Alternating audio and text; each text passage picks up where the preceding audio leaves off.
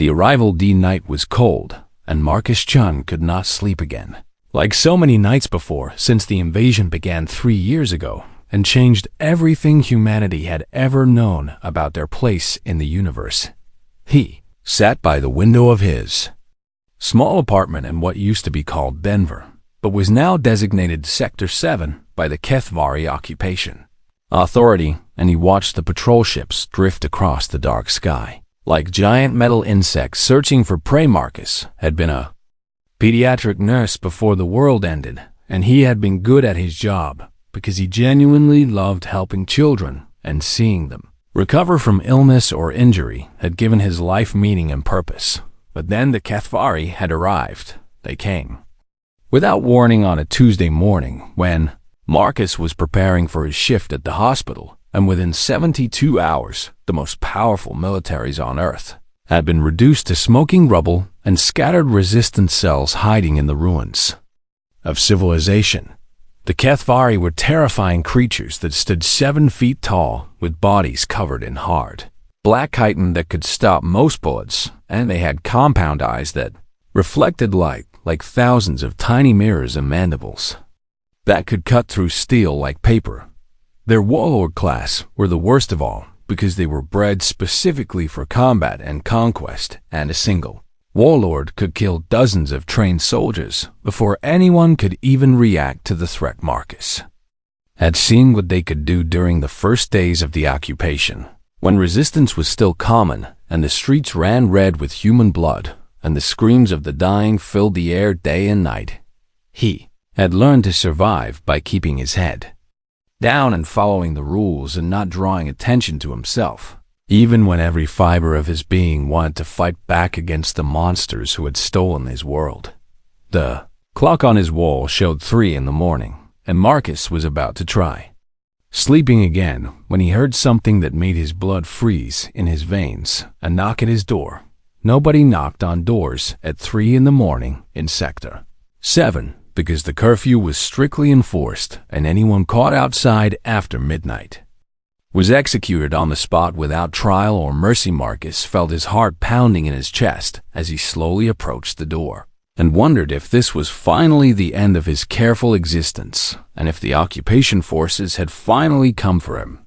He had done things during the invasion that could get him killed if anyone ever found out, and he had hidden children from the extermination squads and smuggled medicine to wounded resistance fighters and whispered words of hope to the hopeless. Maybe someone had finally talked and revealed his secrets to the authorities, and now they had come to drag him away to one of the processing centers from which no human ever returned. His hand trembled as he reached for the door handle, and he took a deep breath to steady himself before opening it, because if he was going to die tonight, he wanted to face his end with whatever dignity he could muster.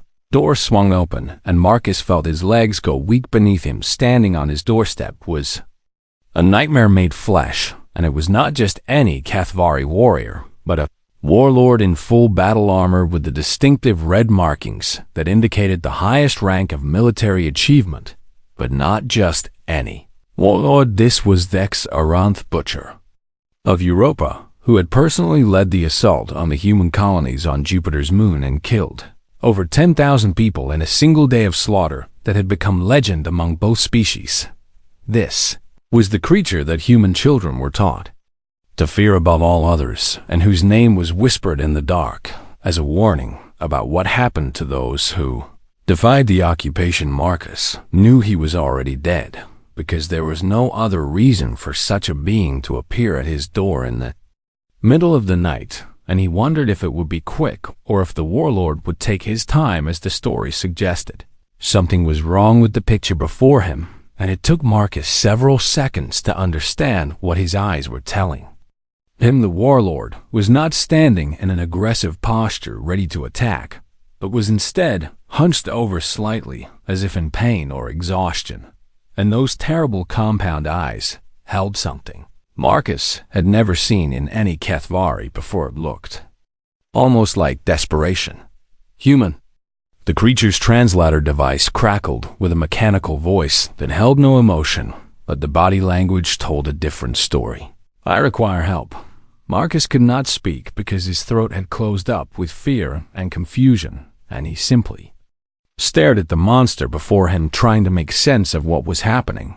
Then, the warlord's massive frame buckled, and the creature dropped to one knee on the doorstep with a heavy thud that shook the floor beneath Marcus's feet. And that was when Marcus finally noticed what Dexeron was holding against his armored thorax, wrapped in what looked like battlefield medical bandages stained with pale blue fluid. It was something small, something that made a soft chirping sound like a baby bird calling for its mother, an infant HFY larva no bigger than a human newborn, with pale translucent skin that showed the faint outline of organs beneath and tiny mandibles that clicked weakly as if searching for food.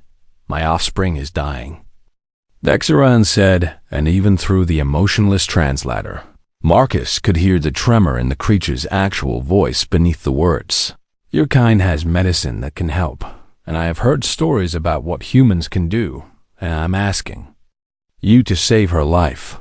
Marcus stood frozen in his doorway, looking at the most feared warrior in the occupation forces, kneeling before him with a sick child in his arms and begging for help. His nurse's training kicked in automatically, and he found himself examining the infant from a distance, noting the irregular breathing pattern and the unusual color of the skin and the way the tiny body trembled with fever. "Why me?"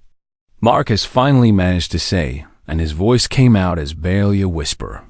"Because I know what you did during the first days," Dexeron replied, and those compound eyes seemed to bore into Marcus's soul. "When my soldiers ordered the younglings in the medical facility terminated, you hid them in the basement and kept them alive for 3 weeks until they could be smuggled to safety." Marcus felt the blood drain from his face because he had been so careful and he had been so sure that no one had seen what he did. "I watched the surveillance footage," the warlord continued. "I saw you risk everything to protect children who were not your own and who belonged to a species you had no obligation to save, and I saw the look in your eyes when you held them and told them everything would be all right. You could have reported me," Marcus said. "You could have had me executed." "I could have," Dexeron agreed, "but I did not, and I have asked myself many times why I chose to delete that footage and protect the human who defied the collective's orders." The warlord looked down at the sick infant in his arms, and something in that gesture was so achingly familiar to Marcus that it cut through his fear like a knife. "I think I understand now," Dexeron said softly. "I think I was already changing even then, and I just did not know it yet."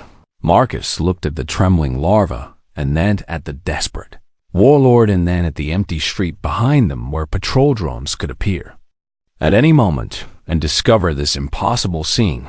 Every rational part of his brain screamed at him to slam the door and pretend this never happened, because helping the enemy was punishable by death, and helping a warlord hide a sick offspring would be considered treason against both species. But Marcus had not become a nurse because he was good at ignoring suffering. He had become a nurse because he could not ignore it.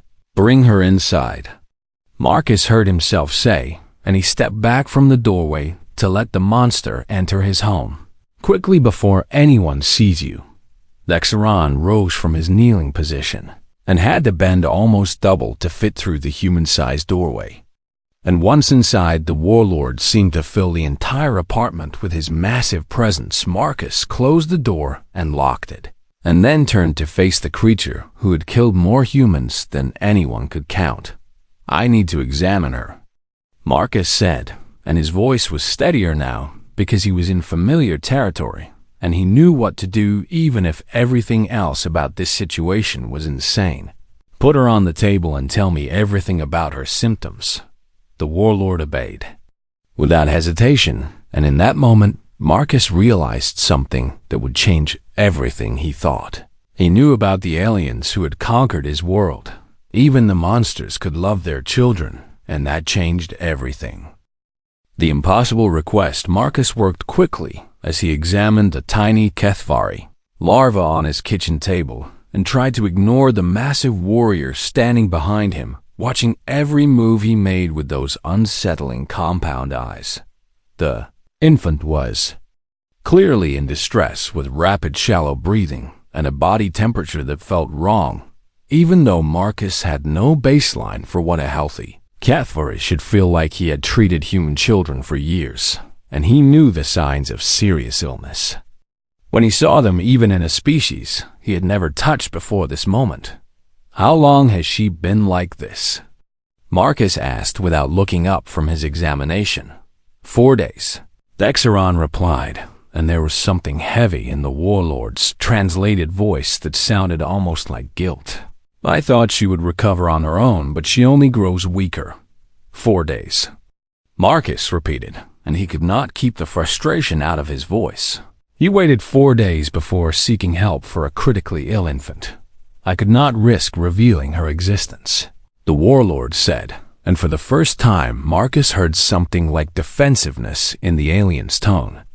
"You do not understand what would happen if the collective learned that I have kept her." Marcus finally turned to face Dexeron and crossed his arms over his chest and looked up at the towering creature with a nurse's stern disapproval that had made countless human parents squirm. "Then explain it to me," he said, "because right now I am risking my life to help you, and I think I deserve to know why this is such a secret." The warlord was silent for a long moment, and those compound eyes seemed to flicker with some internal conflict that Marcus could not begin to understand. "Among my people," Dexeron finally began, "offspring are not raised by their biological parents, but are instead collected after hatching and placed in communal spawning pools where they are raised by the collective." Marcus listened as the warlord continued to explain the HFY way of life, and with each word he felt his understanding of the aliens shift and change. "Personal attachment to offspring is considered a primitive weakness," Dexeron said, "a flaw left over from our evolutionary past that must be suppressed for the good of the species, and any warrior who shows such attachment is considered defective." "What happens to defective warriors?" Marcus asked, even though he suspected he already knew the answer. "They are recycled," Dexeron said flatly. "Their biological material is broken down and used to create new warriors who will not carry the same flaws." Marcus felt a chill run down his spine as he absorbed the full horror of what the warlord was describing. "And the offspring?" he asked. "What happens to children whose parents are caught showing attachment?" "They are also recycled," Dexeron said, and his massive clawed hands clenched at his sides. "The collective believes that the tendency toward attachment may be hereditary and therefore must be eliminated from the gene pool." Marcus looked down at the tiny larva on his table, who was fighting for every breath, and he felt a surge of protective anger that surprised him. With its intensity, her mother was a warrior under my command. Dexeron continued, and his voice grew quieter. "She was killed in a campaign on a distant world 6 months ago, and when I retrieved her body, I found the egg she had been secretly carrying." "She hid her pregnancy," Marcus said, and it was not a question. "Yes," Dexeron confirmed. "She knew what would happen if the collective discovered her condition, and she was trying to find a safe place to deposit the egg before she was deployed, but she ran out of time." The warlord moved closer to the table and reached out one massive hand to gently touch the infant's trembling body with a tenderness that seemed impossible for a creature built for killing. "I should have surrendered the egg to the spawning pools," Dexeron said. "That is what any loyal warrior would have done. But when I held it in my hands, I felt something I had never felt before." "What did you feel?" Marcus asked softly. "I do not know the word for it," Dexeron admitted. "My language has no term for this sensation, but I knew that I could not let them take her, and I knew that I would do anything to keep her safe." Marcus understood exactly what the warlord was describing because he had seen it countless times in human parents who would move mountains for their children. "We call it love," Marcus said simply. Thexaran's compound eyes focused on him with an intensity that was almost painful. Love. The warlord repeated as if tasting the word for the first time. This is the thing that makes humans run into burning buildings for strangers and fight to the death for offspring not their own. Yes, Marcus said. That is exactly what it is. The warlord looked down at his dying daughter, and something in his posture shifted as if a great weight had settled onto his shoulders. Then I have caught your human disease, Thexaran said, and I cannot find it in myself to wish for a cure. Marcus turned back to the infant and resumed his examination with a clearer understanding of the stakes. Involved, the larva was suffering from some kind of infection that was causing her tiny body to slowly shut down, and without treatment she would be dead within days or perhaps hours. I need to know more about her symptoms, Marcus said. When did they start and what changes have you observed? Thexaran described how the infant had stopped eating 3 days ago, and how her skin had begun to change color from healthy pale blue to a sickly gray, and how she had become increasingly lethargic until she barely moved at all. Marcus recognized the pattern from his research into alien biology that he had done during the early days of the occupation, when he thought understanding the enemy might help humanity survive. She has a parasitic infection, Marcus said with growing certainty. There is an organism that infects Kethvari larvae and feeds on their neural tissue, and without treatment, it is always fatal. I know of this parasite, Thexaran said grimly.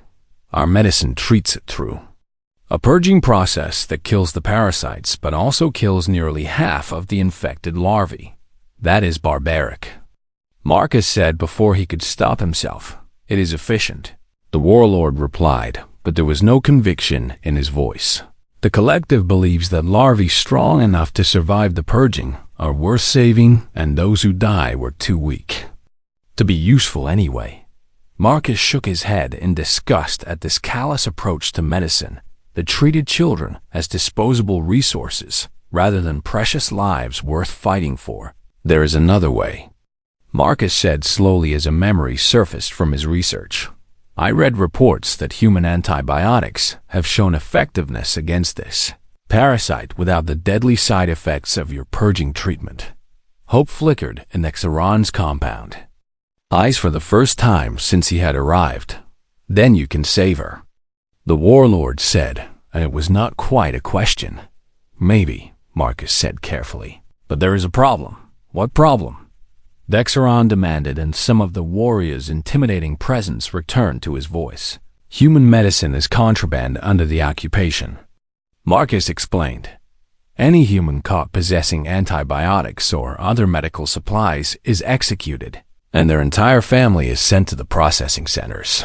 The warlord's massive frame went rigid with what Marcus could only interpret as surprise. This is true, Thexaran admitted slowly.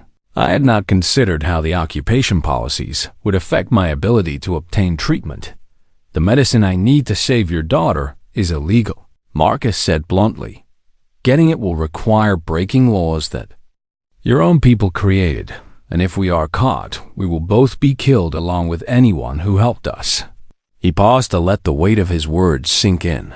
So I need you to understand something very clearly before we go any further, Marcus continued. I am willing to try to save her, but only if you are willing to accept the consequences of what that means. What consequences? Thexaran asked. Marcus looked directly into those alien eyes and spoke with absolute certainty. If I help you, then you owe me a debt that cannot be repaid with words or promises. He said, you will owe me a life debt, and among my people, that means you are bound to me until that debt is satisfied. The warlord was silent for a long moment as he considered the human's terms. You would bind the butcher of Europa to a life debt, Thexaran said, and there might have been amusement in his voice. You are either very brave or very foolish human. My name is Marcus, he replied firmly, and I am neither brave nor foolish, but I am a nurse, and nurses do not let children die. When there is something that can be done to save them, He held out his hand in the human gesture of agreement. "Do we have a deal?" Marcus asked Dex. Aran looked at the offered hand, and then at his dying daughter, and then back at the small human who was demanding terms from a creature who could kill him without effort. Then the warlord reached out and carefully wrapped his massive clawed hand around Marcus's fragile human fingers. "We have a deal," Dexaron said. "I accept your terms, and I will honor the debt I owe you for as long as I live." Marcus nodded and released the alien's hand and turned back to the sick infant with renewed determination. "Then let us get to work," he said. "We have a little girl to save." The long night Marcus moved through his apartment gathering the few medical supplies he had managed to hide from the occupation patrols over the years and tried not to think about how inadequate they were for the task ahead. He had a basic first aid kit and some bandages and a handful of syringes he had stolen from the hospital before it was converted into a HFY medical facility. But what he really needed was antibiotics, and those were locked away in heavily guarded supply depots that no human could access. "I need to make a call," Marcus said as he pulled out an old communication device that had been modified to avoid occupation surveillance. "There are people who can help us, but you need to stay hidden while I contact them." Dexaron shifted uncomfortably in the small apartment, and his massive frame made the furniture look like toys designed for children. "I do not like being dependent on others," the warlord admitted. "In my experience, trust is a weakness that gets warriors killed." "Well, in my experience," Marcus replied as he activated the device, "trying to do everything alone is what gets people killed, so you're going to have to adjust your expectations." He punched in a frequency that he had memorized years ago and waited for the connection to establish while hoping that his contact was still alive and still willing to help. A woman's voice answered after several tense seconds of static. "This line is supposed to be for emergencies only, Marcus," the voice said with obvious irritation. "This is an emergency, Rosa," Marcus replied. "I need antibiotics, and I need them tonight." There was a long pause on the other end of the connection. "What kind of antibiotics and how much?" Rosa finally asked. "Broad spectrum and enough for a pediatric dose," Marcus said. "The patient is small and young and very sick." Another pause stretched between them, filled with unspoken questions. "There is a child involved," Rosa said, and her voice had changed from irritated to concerned. "Yes," Marcus confirmed. "Without elaborating, I can have what you need within 2 hours," Rosa said. "Same drop point as always, and Marcus, please be careful." "I always am," he said before ending the connection. Dex Ern had been watching the exchange with obvious curiosity, and now those compound eyes fixed on Marcus with renewed interest. "You have a network," the warlord observed. "Humans working together outside the knowledge of the occupation. We prefer to call it a support group," Marcus said carefully. "People helping people in difficult times." "You are resistance fighters," Dexaron said. "And?" It was not a question. Marcus felt his heart rate spike with fear, because admitting to resistance activity in front of a warlord was essentially signing his own death warrant. "We are survivors," Marcus said after a moment of internal debate. "And right now surviving means helping each other when the occupation will not." The warlord made a sound that might have been a laugh if it had come from a human throat. "You are afraid that I will report your network to the authorities," Dexaron said with what sounded like amusement. "The thought had crossed my mind," Marcus admitted. "I have already committed treason by coming here," the warlord replied. "Reporting you would only expose my own crimes, and I have no desire to see my daughter recycled because of wounded pride." It was a practical answer rather than a moral one, but Marcus decided to accept it as sufficient reassurance for now. "The medicine will take 2 hours to arrive," he said. "In the meantime, I need to prepare, and I need to learn more about HFY physiology if I'm going to have any chance of helping your daughter." What followed was the strangest medical consultation Marcus had ever conducted as he questioned Dexeron about every aspect of his species' biology, while the warlord answered with a patience that seemed completely at odds with his fearsome reputation. Marcus learned that HFY larvae were born without the hard chitin armor that protected adults, and that their bodies were soft and vulnerable for the first year of life while the exoskeleton slowly developed. Learned that they required a specific temperature range to survive, and that the infection was causing the infant's internal temperature to spike dangerously beyond safe limits. He learned that HFY had multiple hearts distributed throughout their bodies, and that the circulatory system worked differently than in humans, but not so differently that human medicine would be completely ineffective. Most importantly, he learned that the parasite responsible for the infection was actually quite similar to parasites that affected human children, and that the antibiotics Rosa was bringing should work if administered correctly. You know more about my species than most humans, Dexeron observed as Marcus took notes on everything he was learning. I studied your biology during the early days of the occupation, Marcus admitted. I thought understanding how you worked might help us find weaknesses we could exploit. And did you find any weaknesses? The warlord asked. Marcus looked up from his notes and met those alien eyes without flinching. I found that you bleed just like we do, he said, and that you can be hurt just like we can, and that you are not the invincible monsters that your propaganda wants us to believe. And now you have found something else. Dexeron said quietly. Yes, Marcus agreed. Now I have found that you can love your children just like we do, and that changes everything. I thought I knew about your people. The warlord was silent for a long moment as he processed the human's words.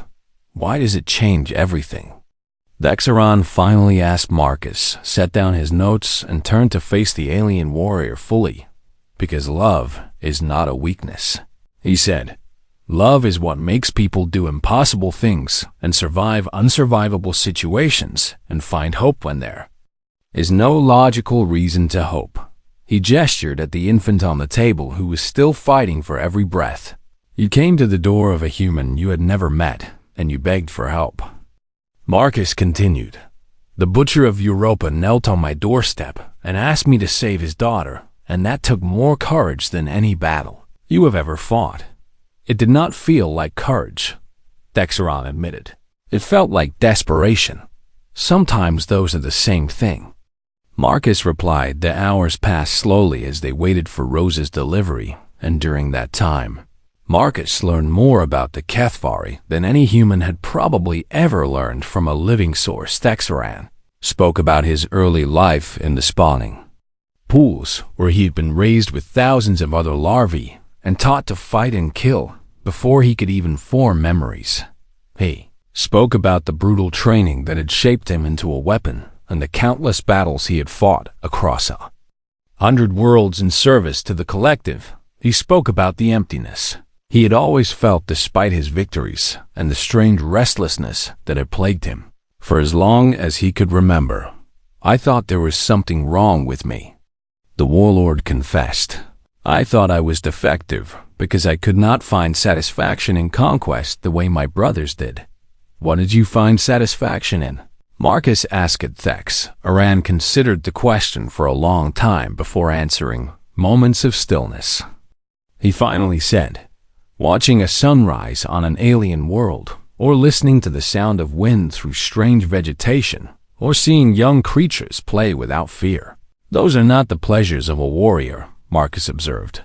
No, Dexeron agreed. They are not. A soft chime from Marcus's communication device interrupted their conversation, and he quickly checked the message. The medicine is ready, he said. I need to go retrieve it. I will come with you, Dexeron said immediately. No, Marcus replied firmly. A warlord walking through the streets would attract too much attention, and besides, someone needs to stay with your daughter. The alien warrior looked torn between his protective instincts and the logic of Marcus's argument. If anything happens to you, Dexeron began. Then you will find another way to save her." Marcus interrupted. "But nothing is going to happen because I have done this many times before." He pulled on a dark jacket and checked the street outside his window for patrol drones. "I will be back within the hour." Marcus said, "Keep her warm and keep her hydrated and talk to her so she knows she is not alone. Talk to her." Dexeron repeated with obvious confusion. "Yes," Marcus said as he headed for the door. "Tell her stories or sing her songs or just tell her that you love her and that everything is going to be all right. Will that help her medically?" The warlord asked Marcus, paused at the doorway, and looked back at the massive alien warrior standing over his tiny dying daughter. "No," he admitted, "but it will help her feel safe, and sometimes that matters more than medicine." He slipped out into the night before Dexeron could respond and disappeared into the shadows of the occupied city on a mission to save an alien child who should have been his enemy. Behind him, in the small apartment, a feared warrior bent low over his daughter's fragile body and began to speak softly in a language that had no word for love but was learning to feel it anyway. The medicine run, the streets of Sector 7 were empty and dark as Marcus moved through the shadows with the practiced ease of someone who had learned to become invisible. He knew the patrol patterns of the occupation drones, and he knew which alleys were safe and which ones had hidden sensors that would trigger alarms.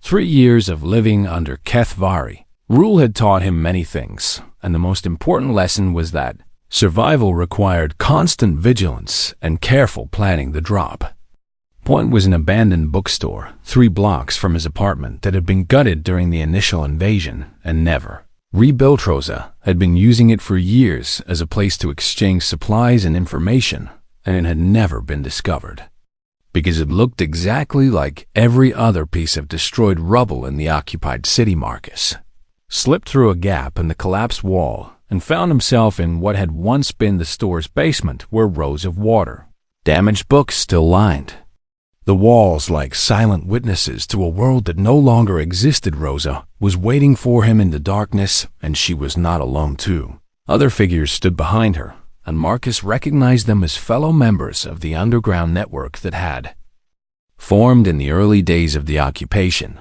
"You brought backup," Marcus observed without surprise.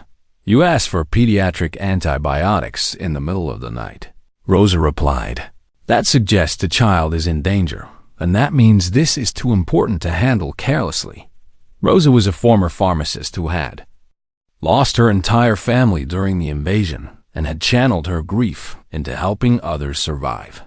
She was small and fierce and absolutely fearless in a way that sometimes frightened Marcus, because he knew that people who had nothing left to lose were capable of anything. "The medicine," Marcus said simply. Rosa handed him a small package wrapped in dark cloth that contained vials of antibiotics and syringes and detailed instructions for dosage based on body weight. "This is enough to treat a human child for a full course," Rosa said. "But you said the patient was small and young, which suggests an infant, and infants require very precise dosing." "I understand," Marcus said as he tucked the package inside his jacket. "I will be careful, Marcus," Rosa said, and her voice had taken on a different quality that made him pause. "Who is the patient?" He had known this question was coming, and he had prepared several different lies he could tell, but standing here in the darkness with people who had risked their lives for him countless times, he found that he could not bring himself to deceive them. "The patient is not human," Marcus said slowly. The temperature in the room seemed to drop several degrees as the implications of his words sank in. "You are treating an alien," one of the other figures said with obvious disgust in his voice. "I am treating a sick child," Marcus corrected firmly. "The species of that child does not change my obligation as a healer. The Kethvari killed my son," the man continued, and his voice was rising with anger. "They burned my home and slaughtered everyone I loved, and you want to use our precious supplies to save one of their spawn." Marcus turned to face the man directly and spoke with a calm he did not entirely feel. "I understand your anger," he said. I share it because I lost people too, and I have seen things that will haunt me until the day I die. Then, how can you help them? The man demanded. Because if I let hate dictate who I help and who I let die, then I become exactly what they want me to be. Marcus replied, They want us to be monsters so they can justify treating us like animals, and I refuse to give them that satisfaction. Rosa stepped between them before the confrontation could escalate further. The medicine is given freely to whoever needs it, she said with quiet authority. That has always been our policy, and it will not change tonight. But Rosa, the man protested. No, she cut him off. If we start deciding that some lives are worth less than others, then we are no better than them. And we will have lost something far more important than this war. The man looked like he wanted to argue further, but something in Rosa's expression made him reconsider, and he stepped back into the shadows without another word. Thank you, Marcus said to Rosa. Do not thank me yet, she replied. You still have to make it back home without getting caught, and if the occupation finds those antibiotics on you, there will be nothing any of us can do to help. I know the risks, Marcus assured her. I do not think you do, Rosa said, and she reached out to grip his arm with surprising strength. Whatever is happening tonight is bigger than one sick child, and I can feel it in my bones. Marcus met her eyes and saw the same intuition that had kept her alive through 3 years of occupation. You might be right, he admitted, but I cannot explain more right now. Just promise me that you know what you are doing. Rosa said. I promise that I am trying to do the right thing, Marcus replied. And sometimes that is the best any of us can manage. He slipped back out into the night and began making his way home through the maze of ruined streets and abandoned buildings. The return journey was more dangerous than the trip out, because now he was carrying contraband that could get him killed, and every shadow seemed to hide potential threats. A patrol drone passed overhead, and Marcus pressed himself flat against a wall while holding his breath until the machine moved on to search elsewhere. He heard voices in the distance speaking the clicking language of the Kethvari, and he changed his route to avoid whatever was happening, even though it added 10 minutes to his travel time. Every step brought him closer to home and closer to a sick child who was depending on him to arrive in time. Marcus thought about what Rosa had said about this night being bigger than one child, and he wondered if she was right. He thought about the warlord waiting in his apartment with his dying daughter and the impossible situation they had both found themselves. Then he thought about what it meant that a creature bred for war had learned to love, and what it might mean for the future if other Kethvari could learn the same lesson. By the time Marcus reached his building, his legs were aching and his heart was pounding, but the medicine was still safe inside his jacket. Climbed the stairs to his apartment and paused at the door to listen for any sounds that might indicate trouble. What he heard made him smile despite everything. Through the thin door he could hear the deep rumbling voice of Dexeron speaking in his native language, and though Marcus could not understand the words, the tone was unmistakable. The butcher of Europa was singing to his daughter. Marcus opened the door quietly and stepped inside to find the massive warrior bent over the infant's small body, crooning a melody that sounded like nothing he had ever heard before. It was strange and alien and beautiful in a way that human music could never quite. HFY stopped singing when he noticed Marcus, and there was something in those compound eyes that looked almost like embarrassment. You told me to talk to her, the warlord said defensively.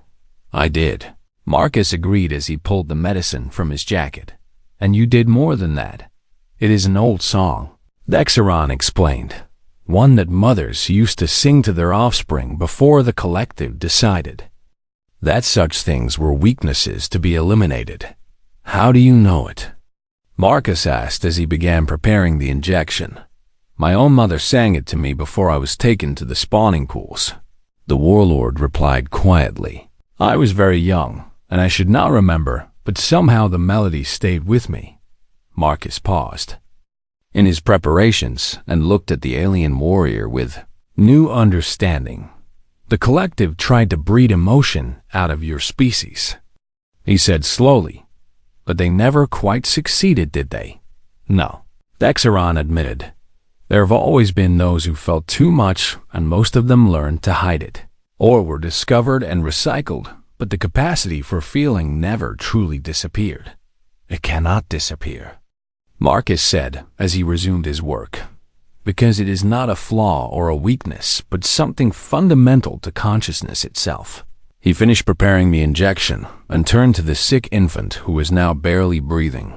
"This is the moment of truth," Marcus said. "The medicine should work, but her body is very weak, and there is a chance she will not survive the treatment." Dexeron moved to stand beside his daughter and placed one massive hand gently on her tiny body. "Do what you must," the warlord said. "I trust you." Marcus administered the injection with the same care he had shown to countless human children over the years, and then stepped back to watch and wait. The next few hours would determine whether all of this had been worth the risk or whether he had simply delayed the inevitable. As the medicine began to work its way through the infant's system, Marcus found himself praying to whatever gods might be listening that this one small life could be saved, not because saving her would change the occupation or end the war or solve any of the great problems facing humanity, but because every life was worth fighting for, and sometimes the smallest victories were the ones that mattered most. The growing network. 3 months had passed since the night Dexeron first appeared at Marcus's door, and in that time, everything had changed in ways that neither of them could have predicted. The infant Kirathex was thriving under Marcus's continued care, and she had grown from a fragile, dying creature into a healthy, active larva who chirped with delight whenever she saw either her father or the human who had saved her life. Dexeron visited every few days, bringing supplies that were difficult for humans to obtain and taking back medicine and advice that the collective's brutal medical system could never provide. It was a strange partnership built on mutual need and growing respect, and something else that neither of them had a proper word for. But the real change came when other Cathvari began to appear at Marcus's door. First was a warrior named Vexthil, who served under Dexeron's command, and who had somehow learned about the human healer who had saved the warlord's daughter. Vex. Old Vex came in the middle of the night just as Dexeron had done, and he came carrying a wounded comrade who had been injured in a training accident. The collective's healers would let him die, Vexthil explained as Marcus examined the injured warrior. "They say his wounds are too severe, and his recovery would take too long to be efficient. So they would rather let a trained soldier die than spend resources healing him," Marcus said with disgust. "Efficiency is the highest virtue," Vexthil replied, but there was something hollow in his voice. Marcus spent 6 hours treating wounds that would have killed a human, but that a Cathvari could survive with proper care. By dawn, the injured warrior was stable, and Vexthil was looking at Marcus with the same expression of desperate gratitude that Dexeron had worn months ago. "How can I repay this debt?" Vexthil asked. "You can repay it by looking the other way when my people need help," Marcus said. "A missed curfew violation here and there, or a supply raid that goes unreported. It was a small thing to ask, but it was the beginning of something. Larger words spread through channels that no human could have accessed, and more. Cathvari began to seek out the human healer, who treated patients without asking questions. Some came with sick offspring they were hiding from the collective, and others came with wounds they could not explain to their own medical officers. Some came simply because they had heard stories and wanted to see for themselves. If the tales were true, Marcus recruited other humans to help as the demand grew beyond what he could handle alone. Rosa became his second in command, and she brought other medical professionals into the network, including doctors and nurses and veterinarians, who adapted their skills to treat alien patients. They established secret clinics in abandoned buildings throughout the occupied city, and they developed protocols for treating Cathvari physiology that no human had ever attempted before. Work was dangerous and exhausting, but it was also the most meaningful thing any of them had done since the invasion began. "We are changing them," Rosa said one night as they cataloged their supplies. "I can see it in their eyes when they come to us for help. We are showing them that there is another way." Marcus agreed. "A way that does not require cruelty and efficiency as the only virtues. Do you think it will make a difference?" Rosa asked. In the grand scheme of things, I mean. Marcus thought about the question carefully before answering. "I think every act of kindness makes a difference," he said, "even if we never see the results." Meanwhile, Dexeron was experiencing changes of his own as the warlord, who had once been feared throughout the occupation, began to question everything he had been taught. He watched his daughter grow and flourish under human care, and he saw how Marcus and the other healers treated every patient with dignity and compassion, regardless of their species. He listened as Marcus explained the human concept of unconditional love, and he struggled to reconcile these ideas with the teachings of the collective. "Your philosophy is inefficient," Dexeron argued during one of their late-night conversations. "You waste resources on individuals who may never contribute anything of value." "Value is not measured only in productivity," Marcus replied. "A person's worth is not determined by what they can do for others, but by the simple fact that they exist." "That makes no logical sense," the warlord insisted. "No," Marcus agreed. "It does not make logical sense, but logic is not the only way to understand the universe." These debates became a regular feature of their relationship as both of them struggled to understand the other's perspective. Theorists slowly began to see the cracks in the collective's philosophy and the ways in which their obsession with efficiency had stunted their development as a species. He began to notice other warriors who showed signs of the same hidden emotions that had driven him to seek human help, and he began to quietly connect them with Marcus's network. Alliance grew in secret, spreading through the occupation forces like a virus of compassion that the collective had no immunity against. "We are building something here," Marcus realized as he watched Kethvari warriors volunteering to help distribute medicine to human refugees. "Something that might actually matter. We are building trust," Dexeron said, "and trust is the foundation of everything that follows." But they both knew that their activities could not remain hidden forever. The collective had survived for thousands of years by ruthlessly eliminating any threat to its control, and what they were doing represented the greatest threat of all, not a military challenge or a political rebellion, but something far more dangerous, a change in the hearts of those who had been taught that hearts were weaknesses. It was only a matter of time before the collective noticed what was happening, and when they did, the consequences would be terrible for everyone involved. But for now, Marcus and Dexeron and their growing network of human healers and reformed warriors continued their work in the shadows, saving one life at a time and changing the world in ways that none of them could fully understand, because that is what hope looks like when it first begins to grow small and fragile and easy to overlook, but impossible to stop once it takes root. The fever breaks. The hours after the injection were the longest of Marcus's life as he watched over the tiny Kethvari infant and monitored her vital signs with improvised equipment that was never designed for alien physiologics. Rand sat motionless in the corner of the room like a statue carved from obsidian, and those compound eyes never left his daughter's fragile form. Neither of them spoke, because there was nothing to say that would make the waiting easier. Marcus checked the infant's temperature every 15 minutes, and at first the numbers seemed to be getting worse as her body fought against both the infection and the medicine. "Is this normal?" Dexeron finally asked when the silence became unbearable. "It can be," Marcus replied carefully.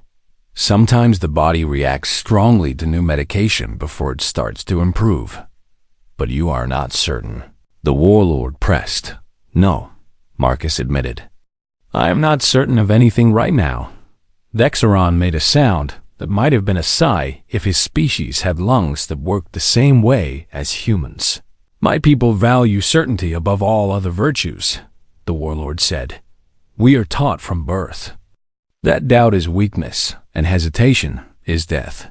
And yet, here you are, Marcus observed, sitting in a human's apartment waiting to see if your daughter will live or die with nothing but hope to sustain you. Yes, Dexeron agreed. Here I am. The night wore on, and Marcus found himself engaged in a conversation that felt surreal given the circumstances. He learned that Dexeron had served in the Collective's military for over 40 human years and had participated in the conquest of 17 different worlds. Before being assigned to Earth, he learned that the Kethvari had been expanding across the galaxy for thousands of years, driven by a philosophy that viewed all other species as either resources to be exploited or threats to be eliminated. He learned that humanity was considered one of the more troublesome conquests because despite their inferior technology and smaller numbers, they refused to accept their defeat. Your species fascinates us, Dexeron admitted. We have conquered hundreds of civilizations, and most of them submit completely within a generation, but humans continue to resist. We are stubborn, Marcus said with a grim smile. It is more than stubbornness, the warlord replied. There is something in your nature that we do not understand and cannot predict. What do you mean? Marcus asked Thex. Aram was quiet for a moment as he gathered his thoughts. On other worlds, the conquered species eventually accept their place in the collective's hierarchy. He explained, they learn to serve and they teach their offspring to serve, and within a few generations, all memory of freedom is forgotten. That will never happen with humans, Marcus said firmly. I know, Dexeron agreed, and I have spent years trying to understand why. He shifted his massive frame, and those compound eyes seemed to focus on something far beyond the walls of the small apartment. I think it is because you are connected to each other in ways that other species are not. The warlord continued. You form bonds that transcend logic, and you sacrifice yourselves for people you have never met. That is called compassion, Marcus said. Compassion? Dexeron repeated the word slowly as if testing its weight. This is the thing that made you open your door to me tonight. Yes, Marcus confirmed. My people have no word for compassion, the warlord said. We have words for duty and efficiency and victory, but nothing that describes the impulse to help a stranger who offers nothing in return. Maybe that is why you keep losing.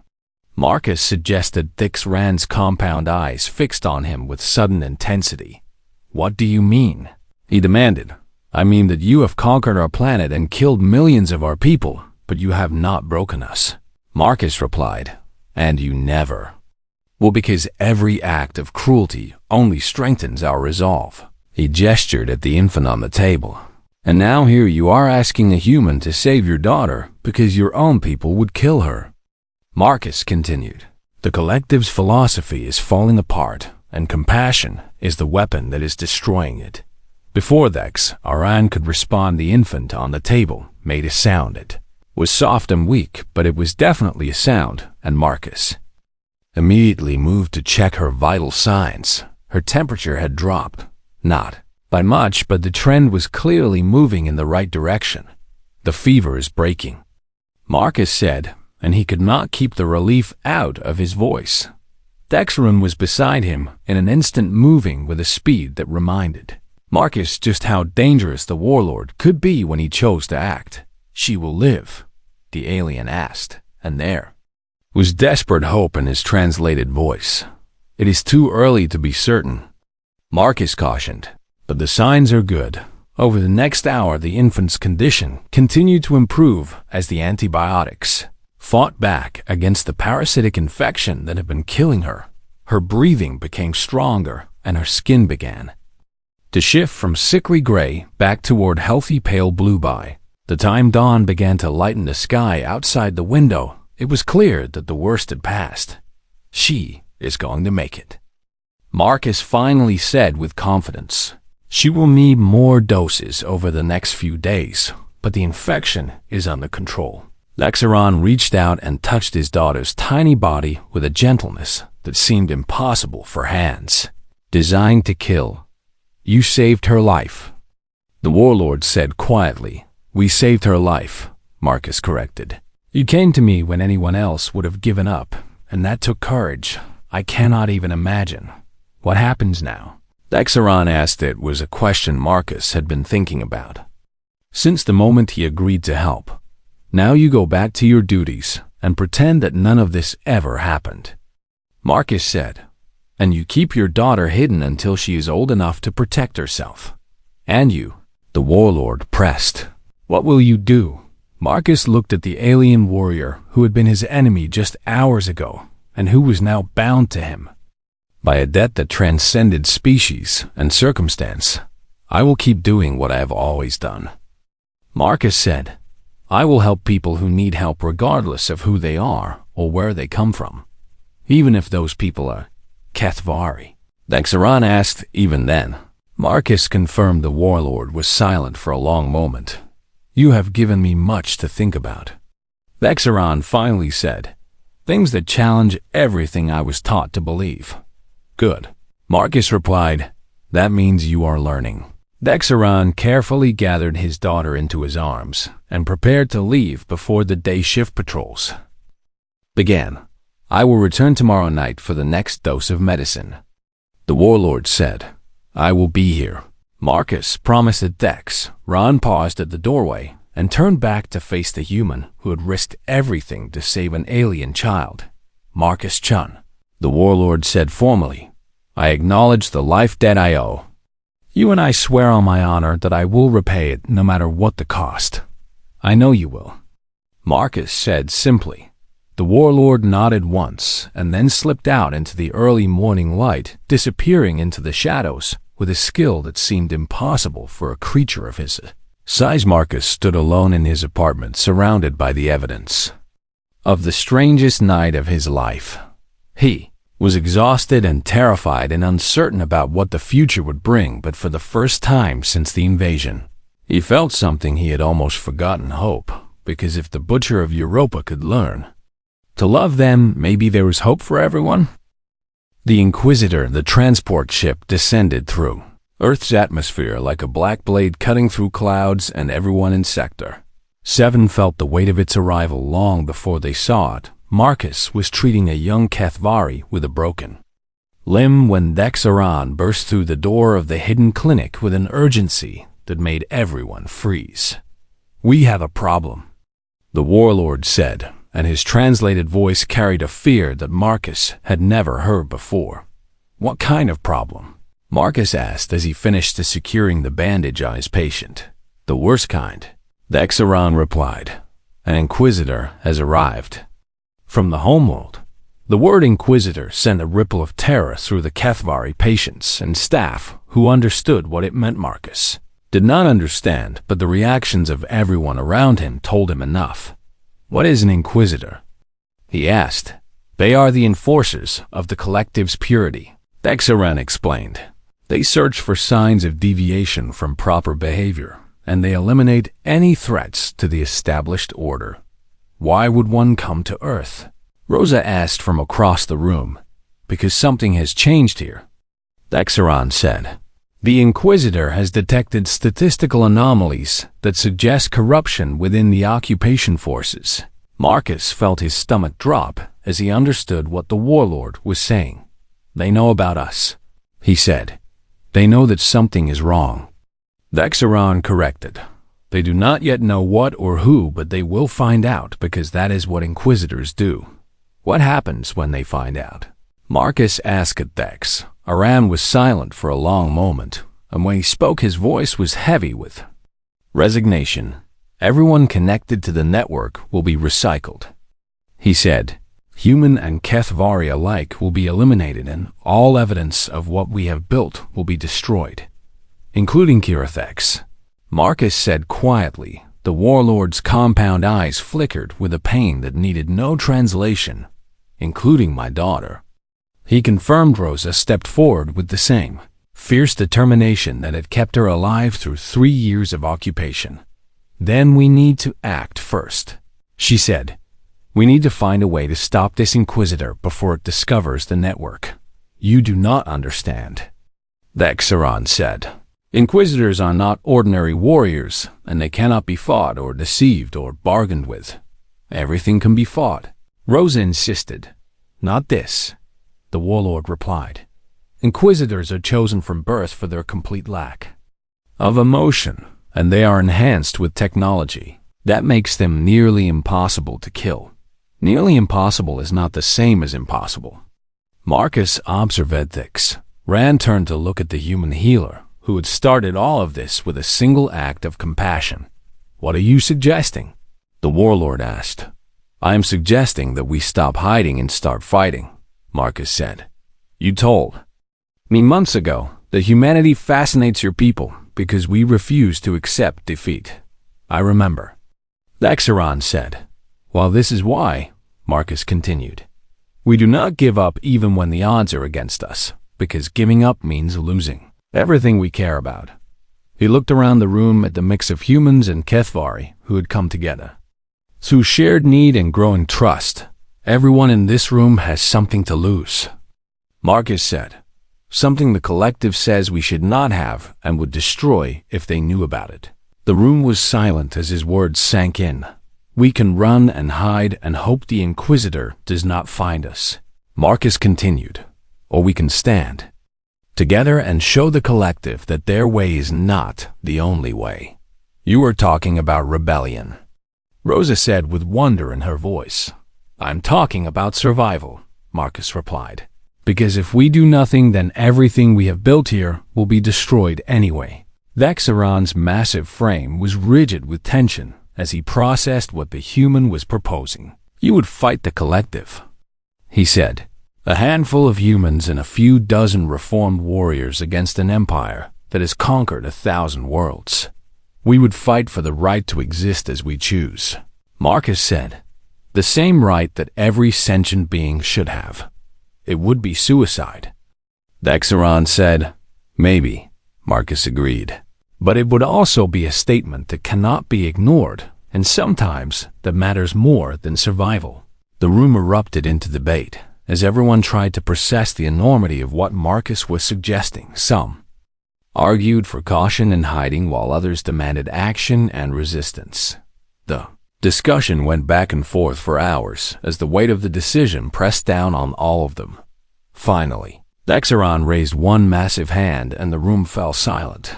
"I have spent my entire life following the collective's orders," the warlord said slowly.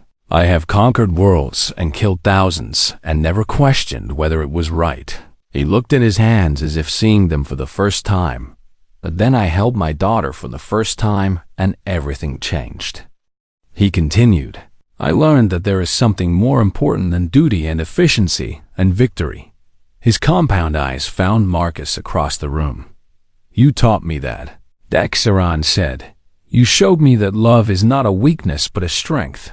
He straightened to his full imposing height, and when he spoke again, his voice carried the authority of a warlord preparing for battle. "I will not let the collective take that away from me," Vexaron declared. "I will not let them destroy my daughter or the people who saved her life." "Then you are with us?" Marcus asked. "I am with you," the warlord confirmed. "And I am not alone." He turned to address the other Kethvari in the room. "Every warrior in this city who has been touched by human compassion owes a debt that can only be repaid one way," Vexaron said. "By standing against the collective and fighting for the right to feel what we feel." "That is treason," one of the warriors said. "No," Vexaron replied. "That is evolution." The room fell silent as the weight of his words settled over them. "The Inquisitor will begin its investigation tomorrow," Vexaron said. "We have less than 1 day to prepare." "Then we better get started," Marcus said. What followed was the longest night of Marcus's life as humans and Kethvari worked together to prepare for a confrontation that could change the fate of 2 species. They gathered weapons and supplies and information about the Inquisitor's methods. They reached out to every member of the network and called them to a meeting that would determine the future. And as the sun began to rise over the occupied city, Marcus stood beside Bexaron and looked out at the army they had built, an army of healers and patients, an army of enemies who had become allies, an army fighting not for conquest or resources, but for something far more precious. Right to love and be loved, then that was a cause worth dying for. The reckoning, the Inquisitor moved through the streets of Sector 7. Like a shadow given form, and wherever it passed the air itself seemed to grow colder. It was taller than even the warlords, and its body was covered in black armor that absorbed light rather than reflecting it, and its face was a smooth, featureless mask that revealed nothing of the creature beneath. It had no name, because names implied individuality, and individuality was exactly what the collective sought to eliminate. It had only purpose, and its purpose was to find the corruption that had infected this world and burn it out at the root. Inquisitor had already interrogated dozens of warriors and analyzed thousands of data points, and the pattern it found was unmistakable. Something was wrong with the occupation forces on Earth.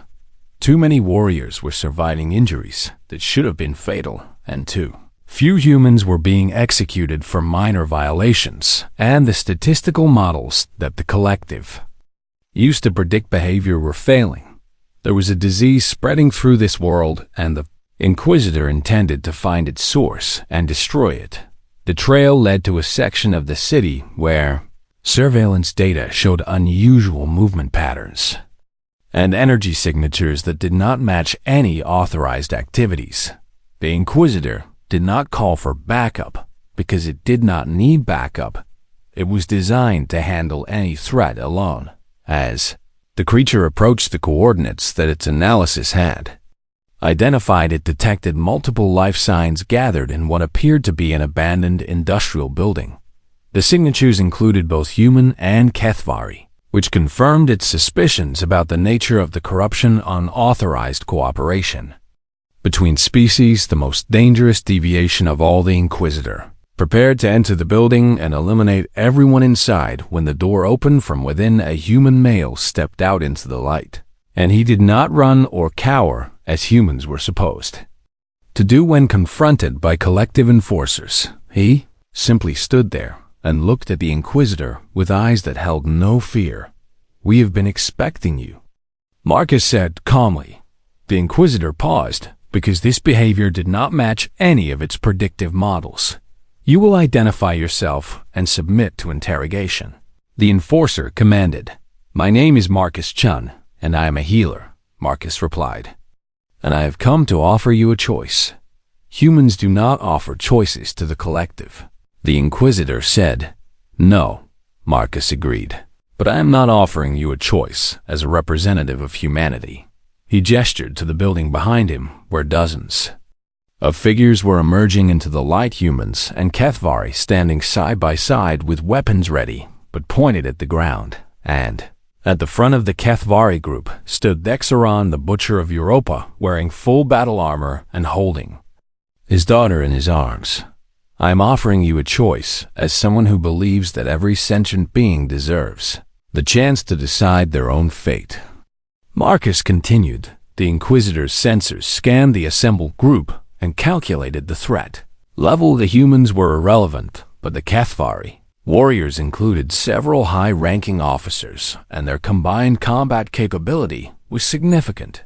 Warlord Dexaron, the Inquisitor addressed the most senior officer present. "You are contaminated by human weakness, and you will submit to recycling along with everyone else present." Dexaron stepped forward, still holding Kirathex, who chirped happily at the sight of Marcus. "I have been contaminated," the warlord agreed, "but not by weakness." He looked down at his daughter, and then back at the emotionless mask of the Inquisitor. "I have been contaminated by something the collective cannot understand," Dexaron said. "Something they have tried to eliminate for thousands of years, but have never succeeded." "You speak of attachment," the Inquisitor said. a primitive impulse that weakens the species. I speak of love. Dexaron replied, and it is not a weakness, but a strength that your masters fear more than any weapon. The Inquisitor calculated the odds of success in combat and found them acceptable. Prepared to attack before you try to kill us. Marcus said quickly, you should know that we have transmitted everything about this moment to every communication network on the planet. The Inquisitor paused again. Every human and every HFY on Earth is watching right now, Marcus continued. They are seeing their conquerors standing beside their captives and choosing something other than war. This changes nothing, the Inquisitor said. It changes everything, Marcus replied, because now they know that it is possible. He stepped closer to the Enforcer, despite the obvious danger. Your collective has survived for thousands of years by making everyone believe that their way is the only way. Marcus said, an emotion is weakness and attachment is failure, and love is a disease to be cured. He gestured at the crowd behind him. But we are proof that it is not true, Marcus declared. We are proof that HFY can love and that humans can forgive, and that two species who were taught to hate each other can find common ground. You are proof of nothing but your own contamination. The Inquisitor replied, then contaminate us all. A voice called out from the crowd. It was Vexthol, the warrior who had first come to Marcus for help, and he was not alone. Dozens of other HFY were stepping forward to stand with Dexaron, and each of them bore the marks of lives saved by human compassion. If love is a disease, then we are all infected, Vexthol said, and we would rather die free than live as empty shells serving an empire that cannot understand why we choose this. The Inquisitor's combat subroutines were screaming at it to attack, but something in its analytical systems was struggling with the data before it. These warriors should not be behaving this way. The collective's conditioning should have prevented this level of deviation, yet here they were standing together and choosing connection over duty. You cannot process what you are seeing, Marcus said with sudden understanding, because it does not fit your models. My models are perfect, the Inquisitor insisted. Your models are based on the assumption that emotion is weakness. Marcus replied, but what if you are wrong, and what if emotion is actually the source of the greatest strength any species can possess? He pointed at Dexaron, who stood ready to fight and die for his daughter. That warrior has killed more enemies of the collective than almost anyone else alive, Marcus said, and now he is willing to throw away everything because he loves his child. That proves weakness, the Inquisitor said. No, Marcus replied. That proves that love gives us the courage to risk everything for what matters most. He spread his arms to encompass all of them. We are all here because someone showed us compassion when they did not have to, Marcus said. Humans who helped aliens and aliens who protected humans and enemies who became friends. And we are all willing to die today, rather than go back to the way things were. He continued, because we have tasted something better and we cannot pretend that we have not. The Inquisitor stood motionless for a long moment as its system struggled to reconcile what it was observing with what it had been programmed to believe, and then something unprecedented happened. The Enforcer lowered its weapons. I am unable to process sufficient data to make an optimal decision, the Inquisitor admitted. This situation exceeds my parameters. Then let us help you understand, Marcus offered. Let us show you that there is another way to exist. It was a gamble that could have gotten them all killed, but sometimes the greatest victories come not from fighting but from reaching out. The Inquisitor did not join them that day, but it also did not attack instead. It returned to its ship and transmitted a report to the collective that would shake the Empire to its foundations, a report that described a world where the conquered had taught the conquerors to love, and in the years that followed, as the collective struggled to understand what had happened on Earth, the revolution spread not through violence, but through compassion. One saved life at a time, One changed heart at a time until the empire that had ruled for thousands of years found itself facing something it had never encountered before. Not a rebellion of weapons, but a rebellion of souls, and at the center of it all was a human nurse who had once opened his door to an enemy in need, because that is humanity's greatest power, not the ability to destroy, but the refusal to stop caring, even for those who were supposed to be our enemies, and that is something no empire can defeat.